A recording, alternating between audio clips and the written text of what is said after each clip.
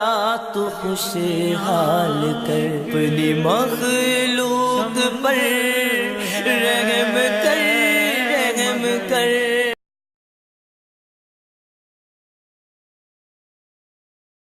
بسم اللہ الرحمن الرحیم۔ السلام علیکم دوستو، آج ہماری گفتگو ہے اقامت کے متعلق کہ اقامت کے الفاظ ایک ایک مرتبہ کہے جائیں یا دو دو مرتبہ۔ بہت سارے دوست اس بارے میں پوچھتے ہیں، بالخصوص جو حرمین شریفین کی زیارت کر کے آتے ہیں، مکہ مکرمہ اور مدینہ المنورہ سے ہو کے آتے ہیں، تو پوچھتے ہیں کہ وہاں اقامت جو ہے وہ یعنی ایک ایک مرتبہ الفاظ کہے جاتے ہیں، اللہ اکبر اللہ اکبر، اشہد ان لا الہ الا اللہ، اشہد ان محمد رسول اللہ۔ ہمارے ہاں دو مرتبہ کہے جاتے ہیں، جس طرح اذان کہی جاتی ہے۔ تو دونوں طریقے ٹھیک ہیں، صحیح احادیث سے دونوں طریقے ثابت ہیں کہ اقہری اقامت کہی جائے یا دوہری، یعنی جس طرح اذان ہے اسی طرح اقامت کہی جائے، صرف قد قامت الصلاۃ کا اضافہ ہو، اور جس طرح مکہ مدینے میں ایک مرتبہ ایک الفاظ کہے جاتے ہیں، اشہد ان لا الہ الا اللہ، پھر اس کے بعد اشہد ان محمد رسول اللہ، یہ بھی ٹھیک ہے۔ بخاری مسلم سے ثابت ہے کہ حضرت بلال رضی اللہ تعالیٰ عنہ کو یہ حکم ہوا کہ اذان دوہری، یعنی اذان میں کلمات دو دو مرتبہ کہیں اور اقامت میں ایک مرتبہ کہیں۔ بخاری شریف حدیث نمبر 603۔ اور دوہری اقامت کے بارے میں بھی جو احادیث ہیں وہ صحیح احادیث ہیں۔ مصنف ابن ابی شیبہ میں یہ حدیث ہے 2118۔ عبداللہ بن زید رضی اللہ تعالیٰ عنہ کہتے ہیں کہ یا رسول اللہ، میں نے خواب دیکھا ہے، ایک شخص ہے جس نے دو سبز چادریں اڑی ہوئی ہیں، دیوار کے اوپر کھڑا ہوا ہے، وہ اذان کہہ رہا ہے دوہری، یعنی دو دو کلمات، اور اقامت بھی دوہری کہہ رہا ہے۔ تو اس بات کو حضرت بلال نے سنا، تو حضرت بلال نے دوہری، جس طرح آج کل ہمارے اذان ہوتے اس طرح اذان دی، اور اسی طرح جو ہے وہ اقامت کہی۔ حدیث صحیح ہے۔ اسی طرح نسائی شریف میں حدیث ہے، ابو داؤد شریف میں حدیث ہے، نسائی میں اس کا نمبر ہے 633، اور کچھ مکتوبوں میں یعنی کچھ کتابوں میں اسی حدیث کا نمبر ہے 634، اور ابو داؤد شریف میں اس حدیث کا نمبر ہے 501۔ ابو محذورہ صحابی کہتے ہیں، حکم الحدیث صحیح حدیث ہے، کہتے ہیں کہ علمنی، آپ صلی اللہ تعالی علیہ وآلہ وسلم نے مجھے اقامت سکھائی، مرتين دو دو مرتبہ، یعنی اللہ اکبر اللہ اکبر اللہ اکبر اللہ اکبر، اشہد ان لا الہ الا اللہ اشہد ان لا الہ الا اللہ، اشہد ان محمد رسول اللہ اشہد ان محمد رسول اللہ، حی علی الصلاۃ حی علی الصلاۃ، حی علی الفلاح حی علی الفلاح، قد قامت الصلاۃ قد قامت الصلاۃ، اللہ اکبر لا الہ الا اللہ۔ یہ آپ صلی اللہ تعالی علیہ وآلہ وسلم نے مجھے خود اقامت سکھائی ہے، ابو محذورہ صحابی کہتے ہیں۔ ابو داؤد شریف میں حدیث ہے 502، اور نسائی میں بھی ہے 630، اور اس کا دوسرا نمبر 631 ہے کہ آپ صلی اللہ تعالی علیہ وآلہ وسلم کے صحابی ابو محذورہ کہتے ہیں کہ آپ صلی اللہ تعالی علیہ وآلہ وسلم نے مجھے اذان سکھائی اور آپ نے مجھے اقامت سکھائی۔ آپ صلی اللہ تعالی علیہ وآلہ وسلم جو اذان سکھائی اس کے 19 کلمات تھے، اور جو اقامت آپ نے سکھائی اس کے 17 کلمات تھے۔ ویسے اذان کے کلمات تو 15 ہیں، تو 19 کیسے ہوئے؟ اور اقامت کے کلمات 17 ہیں، یعنی جس طرح ہمارے 15 کلمات اذان کے ہوتے ہیں، دو کلمے مل گئے، قد قامت الصلاۃ قد قامت الصلاۃ، یہ 17 ہو گئے۔ تو معلوم ہوا کہ 17 کلمات جو آپ صلی اللہ تعالی علیہ وآلہ وسلم نے ابو محذورہ صحابی کو سکھائے۔ تو یہ ثابت ہے، صحیح حدیث سے، نسائی 630، ابن ماجہ 709، ابو داؤد 502۔ اب سوال یہ بنتا ہے کہ ابو محذورہ نے یہ بات کہی کہ آپ صلی اللہ تعالی علیہ وآلہ وسلم نے مجھے اذان جو ہے وہ 19 کلمات سکھائی۔ اس کی وجہ یہ ہے کہ آپ صلی اللہ تعالی علیہ وآلہ وسلم کی اذان سن کے حضرت ابو محذورہ صحابی نے اس کی نقل اتاری، تو آپ صلی اللہ تعالی علیہ وآلہ وسلم نے اسے بلایا اور سامنے بٹھا کے فرمایا کہ اذان کہو۔ تو اذان کہنے لگا، آپ صلی اللہ تعالی علیہ وآلہ وسلم اسے بتانے لگے، اور وہ اذان کہنے لگا۔ جب اشہد ان لا الہ الا اللہ، یہ گواہی دینی تھی، اشہد ان محمد رسول اللہ، تو آپ صلی اللہ تعالی علیہ وآلہ وسلم نے دو مرتبہ اس کو بتایا کہ اس طرح کہنی، لیکن ان کی آواز پست تھی۔ آپ نے فرمایا ارفع، تو اس آواز کو بلند کر پھر دوبارہ آپ صلی اللہ تعالی علیہ وآلہ وسلم نے ان کلمات کو دو دو مرتبہ کہلایا، تو یہ 4 کلمات بڑھ کے 15 سے 19 ہو گئے۔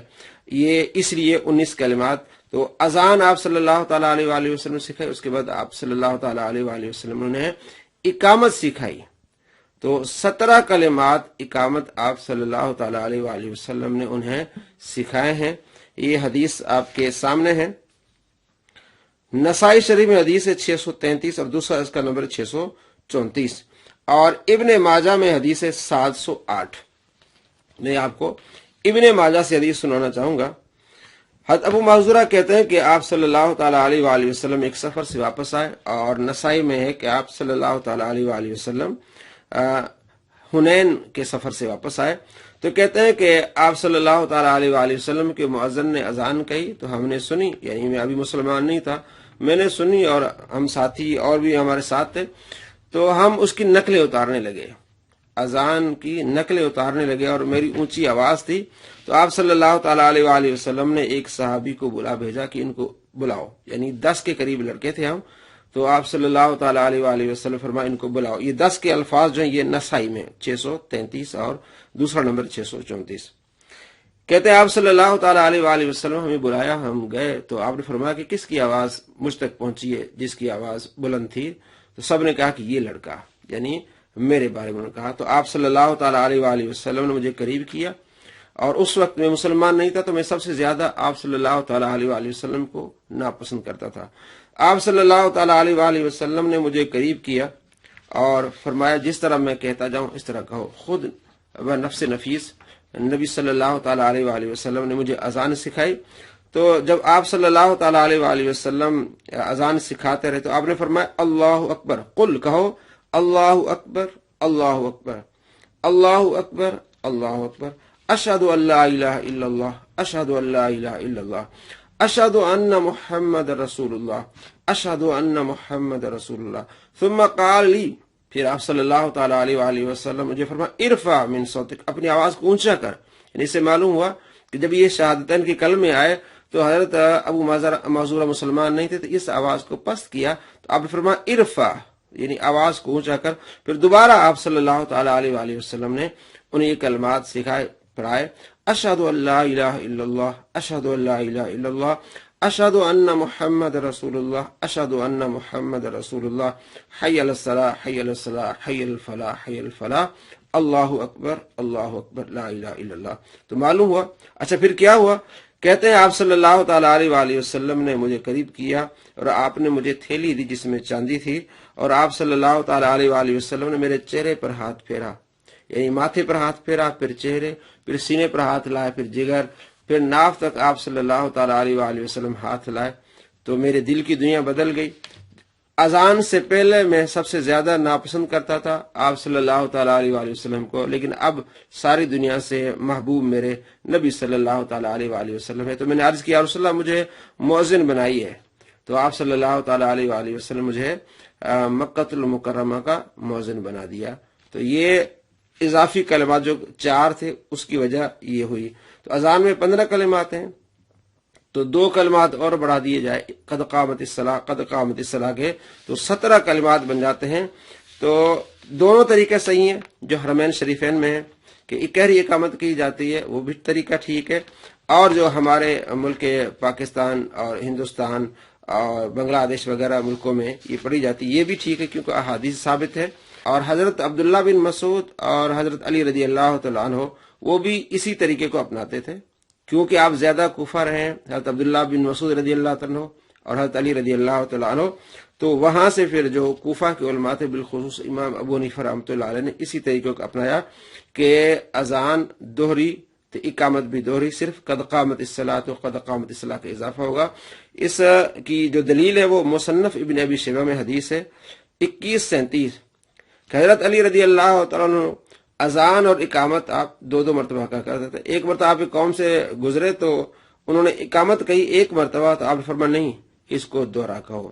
اور اسی طرح مصنف ابن ابی شیبہ میں حدیث ہے 2138 کہ سلمہ بن اکوع رضی اللہ تعالیٰ عنہ بھی اقامت دوہری کہا کرتے تھے، اور حضرت عبداللہ بن زید بھی اقامت دوہری کہا کرتے تھے. اور 2142 نمبر حدیث مصنف ابن ابی شیبہ میں کہ حضرت عبداللہ بن مسعود رضی اللہ تعالیٰ عنہ اور حضرت علی رضی اللہ تعالیٰ عنہ کے شاگرد بھی اقامت دوہری کہا کرتے تھے جس طرح اذان ہوتی ہے. تو یہ تمام تحقیق آپ کے سامنے ہے.